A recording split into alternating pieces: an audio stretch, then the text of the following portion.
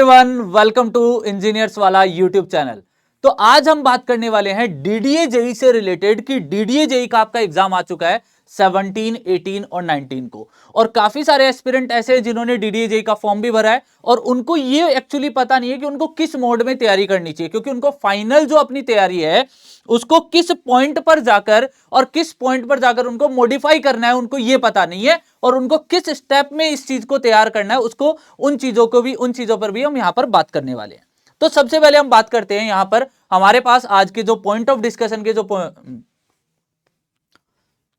Continue रहते। Hello everyone, welcome to engineers वाला YouTube channel. तो आज हम बात करने वाले हैं एक मोस्ट इंपॉर्टेंट एग्जाम की, डीडीए जेई की। डीडीए जेई का एग्जाम आपका 17, 18 और 19 को होने वाला है, और उससे रिगार्डिंग मैं आपको काफी सारे अपडेट देने वाला हूं कि आपके पास सिलेबस क्या है, उसका टाइप ऑफ क्वेश्चन क्या पूछे गए हैं अब तक, साथ ही साथ उसका एग्जाम पैटर्न क्या है, प्रीवियस ईयर पेपर एनालिसिस भी देखेंगे, और उसके साथ साथ हमें टेस्ट सीरीज का क्या इसमें एक इंपॉर्टेंट रोल रहता है, और कट ऑफ मार्क्स को भी हम यहां पर देखने वाले हैं। हमारा मेजर कंसर्न जो पॉइंट रहेगा कि किस टाइप के यहां पर क्वेश्चन पूछे गए हैं, एग्जाम पैटर्न क्या रहा है, कट ऑफ मार्क्स क्या रहा है, और सिलेबस में चेंजेस क्या क्या दिए गए हैं। क्योंकि आप लोगों ने अभी रिसेंटली एसएससी जेई का एग्जाम दिया है, आपकी काफी सारी तैयारी पीक पर है, तो आपको क्या एड ऑन करना है एसएससी जेई के जो एग्जाम में जो आपने तैयारी की थी उसमें क्या एड ऑन करना है, इस पॉइंट पर भी हम यहां पर बात करने वाले हैं। तो स्टार्ट करते हैं आज के सेशन को। लास्ट तक बने रहिएगा क्योंकि डीडीए जेई से रिलेटेड जितनी भी इंफॉर्मेशन है वो सारी आपको एक ही सेशन में मिल जाएगी। ठीक है, तो स्टार्ट करते हैं फर्स्ट पॉइंट पर। क्या है, अब एग्जाम पैटर्न की बात करते हैं। तो exam pattern, total number of question कितने पूछे गए हैं इन पे, अभी तक 120 question total number of question पूछे जाते हैं, जिसमें से 80 क्वेश्चन आपके टेक्निकल, 10 रीजनिंग के, 10 मैथ्स के रहते हैं, 10 जनरल अवेयरनेस के रहते हैं और 10 इंग्लिश के रहते हैं।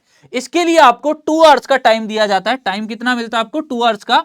और नेगेटिव कितना होता है? 1/3 की आपकी नेगेटिव होती है। अगर आप एक क्वेश्चन गलत करते हो तो 0.33 मार्क्स आपके क्या हो जाते हैं? नेगेटिव हो जाते हैं। तो टोटल अगर एग्जाम पैटर्न की वन शॉट बात करें तो 120 क्वेश्चन, 80 टेक्निकल, 10 क्वेश्चन रीजनिंग के, 10 मैथ्स के, 10 इंग्लिश के और 10 जनरल अवेयरनेस के रहते हैं, और इसके लिए आपको 2 आवर्स का टाइम मिलता है, और इसकी नेगेटिव मार्किंग 1/3 होगी। क्लियर? तो चलते हैं अगली बात पे, अगले पॉइंट पर, कि यहां पर आपको क्या क्या दिया गया। 2018 में एग्जाम हुआ था, फिर 2023 में एग्जाम हुआ था, तो उसकी जो डीवी के लिए जो कट ऑफ थी, कट ऑफ फॉर डीवी कितनी थी, cut off for document verification कितनी थी, उसके बारे में हम यहां पर बात करते हैं। तो यहां पर अगर मैं बात करूं डीवी के लिए जो कट ऑफ की बात करें, तो यहां पर सिविल, क्योंकि अभी सिविल की वैकेंसीज है, तो हम मेजरली जो फोकस करेंगे वो सिविल की वैकेंसी, सिविल के जो कट ऑफ मार्क्स है उसी पर फोकस करेंगे। तो यहां पर अगर कट ऑफ मार्क्स की बात करें तो एससी के लिए 74.989, एसटी के लिए 79.616, ओबीसी के लिए 81 और यूआर के लिए 87 रही थी यहां पर कट ऑफ। ठीक है, इसमें आपके पास में जो कट ऑफ यहां पर अगर माने तो 87 जनरल की, 81 ओबीसी की, 79 एसटी की एंड 75 आपकी एससी की रही थी। तो देखते हैं 2018 से 2023 में एग्जाम हुआ तो डीवी के लिए कट ऑफ में कितना चेंज आया, मतलब कट ऑफ में कितना चेंज आ चुका है। तो देखो यूआर के लिए जो कट ऑफ वहां पर 87 रही थी वो यहां पर 91 में कन्वर्ट हो गई। वो यहां पर कितने में कन्वर्ट हो गई? 91 में कन्वर्ट हो गई। फिर यहां पर ईडब्ल्यूएस की कट ऑफ 87, फिर यहां पर अगर हम एससी की कट ऑफ को कंपेयर करें तो यहां पर 74 थी, 74.9 थी, यहां पर 6 मार्क्स कट ऑफ बढ़ चुकी है, 81.154 रही है। फिर एसटी की कट ऑफ भी 6 to 7 मार्क्स इंक्रीज हो चुकी है, 82.905 मतलब 83 है।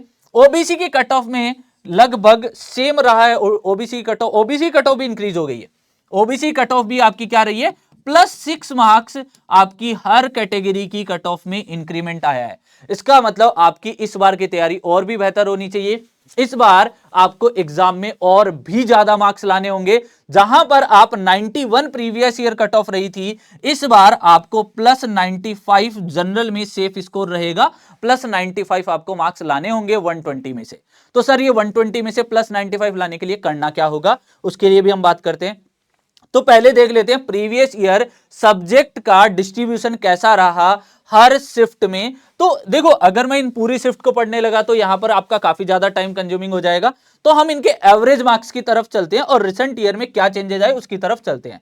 देखो अगर मैं सोम की बात करूं तो सोम का एवरेज 5 10 5 6 5 10, मतलब किसी शिफ्ट में आपको देखो अगर 2018 में बात करूं तो 5 से लेके 10, फिर 10 से 6, फिर 6 से 5। इसका मतलब ये जो एवरेज वेटेज है यहां पर 6 to 7 marks strength of material पूछा जा रहा है। फिर यहां पर अगर बात करूं तो यहां पर 10 9 10 10 12 8 5 अगेन 11। इसका मतलब आपका जो स्ट्रेंथ ऑफ मटेरियल का जो वेटेज है वो इंक्रीज हुआ है। स्ट्रेंथ ऑफ मटेरियल का वेटेज क्या हुआ है? इंक्रीज हुआ है। फिर थ्योरी ऑफ स्ट्रक्चर से रिलेटेड पहले एक क्वेश्चन, दो क्वेश्चन, एक क्वेश्चन, दो क्वेश्चन पूछे जा रहे थे। फिर 23 में इसने क्या चेंजेस किए? 3 2 5 5 3 6 9 4। इसका मतलब 23 की जो लास्ट शिफ्ट थी ना, वहां पर आप देखोगे लास्ट शिफ्ट में जो टॉस का वेटेज है, थ्योरी ऑफ स्ट्रक्चर का वेटेज है, वो इंक्रीज हो गया। तो यहां पर अब आपको थोड़ा सा इस बार के पैटर्न में भी आपको टॉस के क्वेश्चन देखने को मिलेंगे, बट अकॉर्डिंग टू मी ये टॉस के क्वेश्चन की क्वांटिटी कुछ कम होगी, ज्यादा नहीं होगी। कारण क्योंकि इसमें कुछ सब्जेक्ट एड ऑन भी हुए, उनके बारे में भी हम यहां पर बात करेंगे। फिर अगर आरसीसी की बात करें 10 11 10 8, फिर वेटेज 23 में देखते हैं 14 17 6 7 10 6 4 8। इसका मतलब ये होगा अगर आपकी फर्स्ट शिफ्ट में वेटेज अगर आरसीसी का ज्यादा आता है तो सेकंड और थर्ड शिफ्ट में ये वेटेज क्या हो सकता है? कम हो सकता है। तो इसी के अकॉर्डिंग अगर हम देखते हैं तो 9.25 का वेटेज, सोम का 8.41 का वेटेज। फिर हम बात करते हैं स्टील की, तो स्टील का वेटेज भी कंटिन्यूअसली 5 to 6 मार्क्स का आपका एवरेज रहा है। स्टील का वेटेज भी कितना रहा आपका? 5 to 6 मार्क्स का वेटेज रहा है। इसके बाद में सॉइल मैकेनिक्स की बात करते हैं तो सॉइल मैकेनिक्स का बहुत अच्छा वेटेज है, बहुत ध्यान से पढ़ के जाना है, 10.16 मार्क्स। ठीक है। इसके बाद में फ्लूइड मैकेनिक्स, हाइड्रोलिक मशीन और ओसीएफ का वेटेज की अगर बात करें तो 8.33 कांस्टेंट वेटेज है। देखो 8 8 8 8 7 9 11 7 9 8, मतलब 8 का वेटेज तो approximately fluid mechanics, hydraulic machine and OCF से क्वेश्चन पूछे जाएंगे। फिर एनवायरमेंट की बात करें 7 7 7 10 8 8 9 8 9 10 9 8। इसका मतलब आपका एनवायरमेंट का भी वेटेज है, एनवायरमेंट भी आपका अप्रोक्सीमेटली 8 मार्क्स तक आएगा, तो आपका एनवायरमेंट वाला पोर्शन भी अच्छा होना चाहिए। फिर हाईवे से रिलेटेड अब तक क्वेश्चन नहीं पूछे गए थे क्योंकि जो यहां पर 1-2 मार्क्स दिखाए गए हैं वो हाईवे मटेरियल में भी इंक्लूड होता है, वो बिल्डिंग मटेरियल्स में भी इंक्लूड होता है। तो आप इसको क्या कर सकते हो? बिल्डिंग मटेरियल में भी इंक्लूड कर सकते हो। तो हाईवे के वेटेज पर अभी बात नहीं करें। सर्वे में 9 9 9 और 8, फिर 12 11 8 10 10 9 8 10। इसका मतलब सर्वे का वेटेज भी 9 मार्क्स का रहा है एवरेज, ऑन एंड एवरेज। इसमें से इंपॉर्टेंट सब्जेक्ट भी निकालेंगे हम यहां पर। बीएमसी सिटी का जो वेटेज है 20 16 20 फिर 7। देखो इस शिफ्ट में, लास्ट शिफ्ट में वेटेज गिरा दिया, जैसे अभी एसएससी ने किया था, बिल्डिंग मटेरियल का वेटेज इसमें गिरा दिया। इनिशियली जो फर्स्ट और सेकंड पेपर था उसमें बहुत अच्छा पूछा गया था, फिर वेटेज क्या हो जाएगा? कम भी हो सकता है, वेटेज वेरी कर सकता है। फिर 12 11 18 16 14 18 20 16। अब देखो 23 में इसने पैटर्न चेंज नहीं किया, यहां पर आपका वेटेज लगभग कांस्टेंट है, 15 प्लस का वेटेज है, तो आपको बीएमसी भी तैयार करके जाना है। अब सर एड ऑन क्या हुआ इसमें? एड ऑन आपके हुआ एस्टिमेशन, एस्टिमेशन कॉस्टिंग, फिर आपको साथ ही साथ आपके पूरा आपके यहां पर ट्रांसपोर्टेशन भी ऐड हो गया, ट्रांसपोर्टेशन के साथ यहां पर इरिगेशन एंड हाइड्रोलॉजी भी ऐड हुआ है। इरिगेशन एंड हाइड्रोलॉजी ऐड हुआ है, तो अभी इरिगेशन एंड हाइड्रोलॉजी ऐड हुआ है, तो देखो ध्यान से यहां पर वेटेज में बहुत कोई चेंजेस देखने को नहीं मिलेंगे आपको। इन्हीं में से कुछ सब्जेक्ट डिस्ट्रीब्यूट होकर इनका वेटेज इनमें ऐड किया जाएगा। ऐसा तो है नहीं कि नंबर ऑफ क्वेश्चन बढ़ा दिए जो आपको वेटेज चेंज करने की रिक्वायरमेंट आएगी। तो आपको यहां पर इस बात का ध्यान देना है कि आपके लिए जो मोस्ट इंपॉर्टेंट सब्जेक्ट है, अगर मैं मोस्ट इंपॉर्टेंट सब्जेक्ट की बात करूं तो यहां पर मोस्ट इंपॉर्टेंट सब्जेक्ट में अगर मैं बात करूं तो यहां पर आपके पास ये रहने वाले हैं। बिल्डिंग मटेरियल आपका मोस्ट इंपॉर्टेंट सब्जेक्ट रहने वाला है, इसको रिवाइज करके जाना है। सर्वे में भी 9 से 10 मार्क्स पूछा जा रहा है। सॉइल मैकेनिक्स, ये तीनों सब्जेक्ट आपके लिए बहुत इंपॉर्टेंट है। ठीक है। अब इनका जो वेटेज होगा, जैसे मान लो बिल्डिंग मटेरियल का वेटेज है या आरसीसी का वेटेज है या सॉइल का वेटेज है, सर्वे का वेटेज है, एक एक दो मार्क्स कम करके बाकी जो सब्जेक्ट है, जैसे आपका यहां पर अगर मैं बात करूं, बाकी जो वेटेज है किसके साथ एडजस्ट किया जाएगा?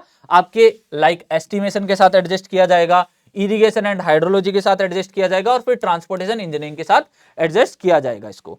ठीक है। इसके अलावा अगर मैं बात करूं तो यहां पर आपके पास फ्लूइड मैकेनिक्स का वेटेज भी कांस्टेंट है।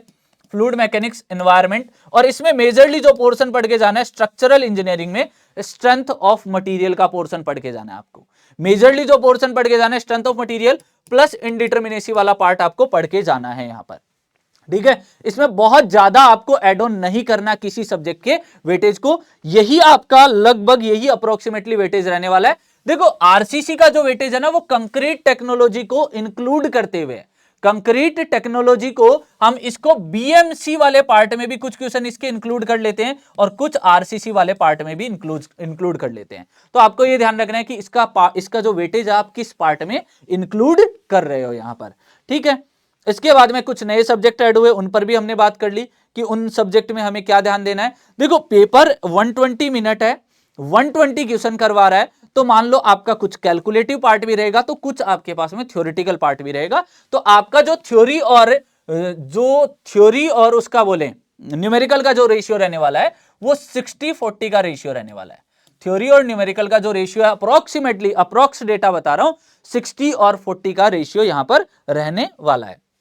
अब नॉन टेक सब्जेक्ट, क्योंकि टेक्निकल तो फिर भी हर कोई बता देता है, नॉन टेक में अब तक प्रीवियसली किस किस टॉपिक से क्वेश्चन पूछे गए हैं वो भी मैंने आपको यहां पर मेंशन करके दिए। जैसे अगर मैं मैथ्स की बात करूं तो मैथ्स में number system, time and work, decimal, time and distance, fraction, simple and compound interest, LCM and HCF, profit and loss, ratio and proportion, pipe and system, percentage और इक्वेशन और सीरीज, इन topic से अभी तक question पूछे गए हैं।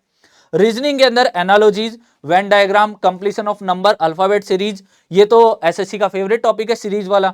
Venn diagram, table missing data, coding decoding, direction, mathematical operation, sitting arrangement, similarities, difference, statement, conclusion, blood relation, statement जो course of action को दिखाते हैं, एनालिटिकल रीजनिंग, एज और सिलोगिज्म। तो ये सारे टॉपिक आपने अभी रिसेंटली सारे के सारे टॉपिक आपने एसएससी में किए, तो आपको इसको पढ़ने की जरूरत नहीं है।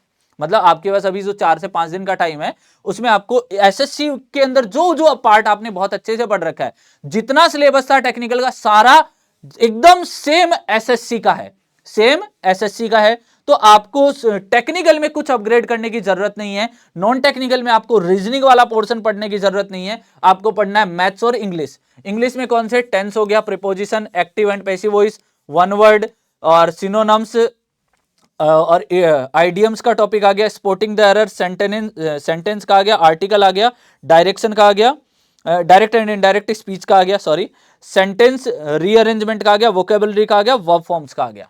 ये सारे पॉइंट आ गए इंग्लिश में। अब हिस्ट्री की, अब जीके की बात करते हैं। आते ही 10-10 क्वेश्चन है, आते ही 10-10 क्वेश्चन है। हिस्ट्री में क्या पूछा गया, इंडस वैली से पूछा गया, इंडस वैली सिविलाइजेशन से और वैदिक इंडिया से, महाजनपद से, बुद्धिज्म से, ये मतलब ये जो बुद्धिज्म, जैन, मौर्य एम्पायर हुआ था उस टाइम के क्वेश्चंस कुछ पूछे गए हैं और इससे रिलेटेड मैंने और भी टॉपिक यहां पर मार्क कर रखे हैं। पॉलिटी से क्या पूछा गया है, गवर्नर जनरल के बारे में, RBI, high court, parliament, president, constitution. और ज्योग्राफी से क्या पूछा गया, ज्योग्राफी से आपके बेसिक्स पूछे गए, रिवर्स और मिनरल्स के बारे में, 2 ही टॉपिक कवर किए गए हैं। यहां पर आपका जो सोयल वाला टॉपिक है वो भी आप यहां लिख सकते हो, उस टॉपिक को मैंने यहां भी मेंशन किया है। तो यहां से हटा के आप इसको ज्योग्राफी वाले टॉपिक में मेंशन कर सकते हो। साइंस में लाइट ईयर पे क्वेश्चन आया, सेलेस्टियल बॉडीज पर, फाइबर पॉलीमर पर, आरबीसी पर, प्लांट्स पर, ग्लैंड्स पर, इलेक्ट्रोमैग्नेट पर, एल्यूमिनियम पर, डॉपलर इफेक्ट पर, एसिड पर, आई पर, इन सब पर क्वेश्चन आए। करंट अफेयर में क्या पूछा है, स्पोर्ट्स पर, इसरो पर, करंट स्कीम जो चल रही है उन सब पर क्वेश्चंस पूछे गए हैं। तो ये सारे जो टॉपिक्स थे आपके प्रीवियस ईयर में जो पूछे गए हैं 2018 और 2013 में, ये सारे क्वेश्चंस आपसे एग्जाम में पूछे गए हैं। तो आपको इस बात का ध्यान रखना है कि आपको इन टॉपिक्स को बिल्कुल नहीं छोड़ के जाना है, इन टॉपिक्स को रिवाइज करके जाना है। क्योंकि देखो आपको कितने मार्क्स लेके आने, आपको 95 मार्क्स लेके आने, आपको कितने मार्क्स लेके आने, 95 मार्क्स लेके आने। तो 95 प्लस के लिए आपको क्या करना होगा, आपका जो 80 मार्क्स का जो टेक्निकल होगा इसमें आपकी एक्यूरेसी सबसे ज्यादा अच्छी होनी चाहिए। फिर 10 की जो रीजनिंग होगी इसमें भी आपकी एक्यूरेसी अच्छी हो सकती है और 10 की जो मैथ्स होगी इसमें भी आपकी रीजनिंग आपकी एक्यूरेसी अच्छी हो सकती है।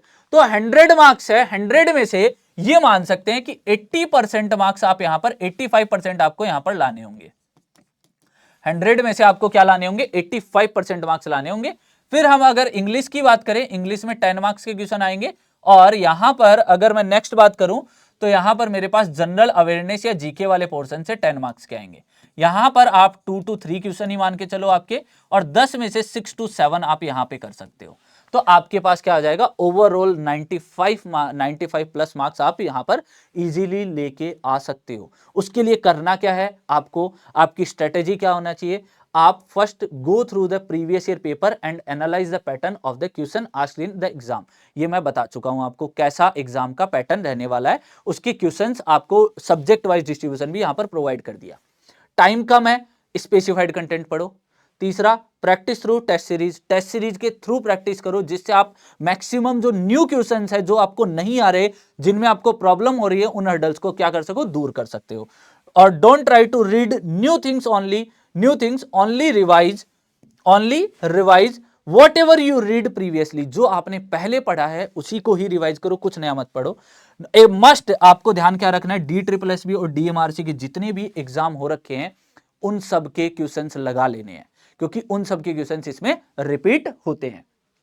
शॉर्ट नोट्स को डेली रिवाइज करो, अपने जितने भी शॉर्ट नोट्स है मैक्सिमम टाइम दो और शॉर्ट नोट्स को रिवाइज करो। मोर फोकस रहो इंपॉर्टेंट टॉपिक्स पर, प्रीवियस ईयर एनालिसिस के बेस पर। जो इंपॉर्टेंट टॉपिक्स है उसी के बिहाफ पर आप क्या करो, यहां पर अपना फोकस उसी एरिया में रखो। फिर आपकी बेस्ट स्ट्रेटेजी क्या होगी, notes, previous year paper questions, test series and short notes. यही आपके एग्जाम को क्लियर करने में हेल्प करने वाले हैं, तो आपको इसी को फॉलो करना है। तो ये था कंप्लीटली डीडीए की बात। और डीडीए में मैंने आपको मोस्ट ऑफ द चीजें बता दी कि आपको किस चीज को कैसे अटेंड करना है, किस चीज को कैसे सॉल्व करना है, मतलब यहां पर किस प्रॉब्लम में आपको कौन कौन से टॉपिक आ रहे हैं, उन सारे टॉपिक्स को आपको रीड करके जाना है। ठीक है, तो आपको इससे रिलेटेड अगर कोई भी डाउट रहता है तो आप कमेंट सेक्शन में पूछ सकते हैं। मिलते हैं हम नेक्स्ट ऐसे ही कुछ इंपॉर्टेंट सेशंस में। Thank you so much guys, bye bye everyone.